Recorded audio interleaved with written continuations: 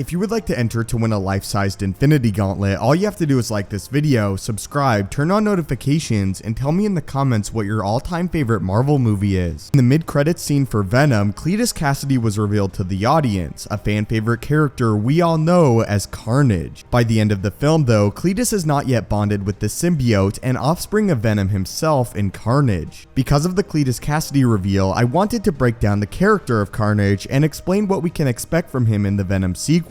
Once we encounter Cletus Kasady, played by Woody Harrelson at the end of Venom, he is already a deranged psychopathic killer. In Cletus Kasady's youth, his own mother attempted to kill him, but his father intervened and ended up killing his wife. During the trial, simply for fun, Cletus Kasady explained that there was no reason for his father killing his mother. Cletus told the jury that his father went into a rage and killed his mother for no motivation at all. As a result, Cletus's father was sent to the electric chair and was executed because of the murder of his mother. Following this, Kasady was sent to live with his grandmother, who he eventually killed by pushing down a flight of stairs. As an adult, Kasady continued to carry out his murderous tendencies, killing several women. After eventually being captured by the authorities with the help of Spider-Man, he was imprisoned in a cell next to Eddie Brock. Eddie Brock being the original host of the Venom symbiote. As the Venom symbiote returned to help Eddie Brock break out, it gave birth to an offspring known as Carnage. It was at this point that Cletus Kasady and this new symbiote bonded for the first time. It was then revealed that the Carnage symbiote itself was a bit psychotic, which made Cletus Kasady the perfect host. In fact, it is explained that the bond between Cletus Kasady and Carnage was even more powerful than that of Eddie Brock and Venom. The symbiote also amplified the murderous nature of Cletus Kasady, meaning that he became even more psychotic after bonding with the symbiote. The Carnage symbiote was also revealed to be far more physically powerful than that of Venom. Again, unlike Venom, it could also create weapons and projectiles using its hands. After Kasady and the symbiote were bonded for some time, it stopped referring to itself as we and began referring to itself simply as I. It was at this point that Carnage and Cletus Kasady literally became one being, unlike Eddie Brock and Venom, who were two separate personages. As far as motivations for Carnage, all Carnage wanted to do was kill anyone and everything that surrounded it.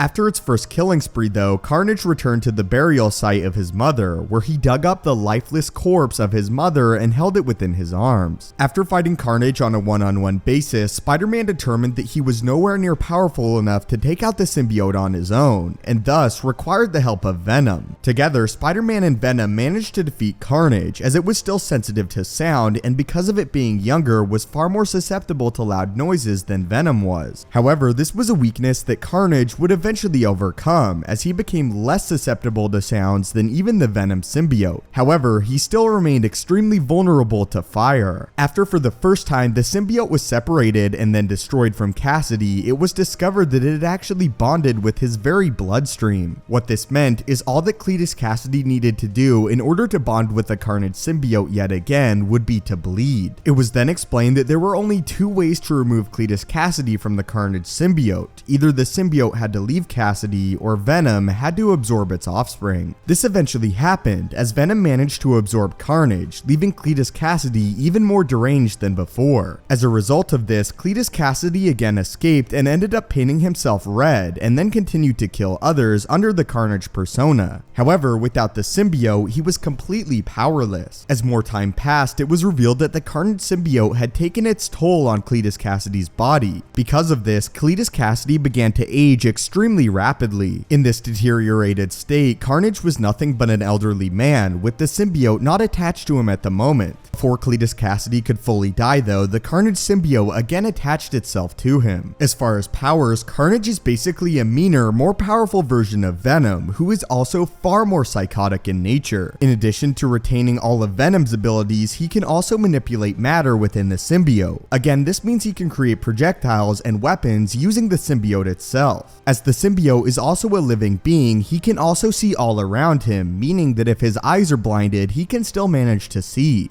Again, Carnage is immune to Spider-Man's Spider Sense, one of Spider-Man's most useful abilities. Carnage's healing factor is also far more advanced than that of Venom, as he heals almost instantly, but that was the full origin as well as the explanation for the serial killer later Carnage, Cletus Kasady. But leave your thoughts on this in the comments down below, and are you excited to see Carnage in the upcoming Venom sequel? As a big question for the video though, what is your all-time favorite Carnage moment? Again, don't forget to enter the giveaway for the Infinity Gauntlet, subscribe to join the team, and have a great day.